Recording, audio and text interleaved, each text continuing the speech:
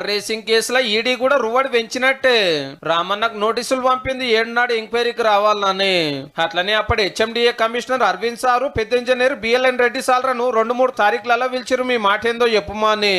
ఎందుకంటే బయట దేశాలకు రూల్స్ తప్పి పైకం పంపితే గా కేసులు చూసేది ఈడీఏ మరి.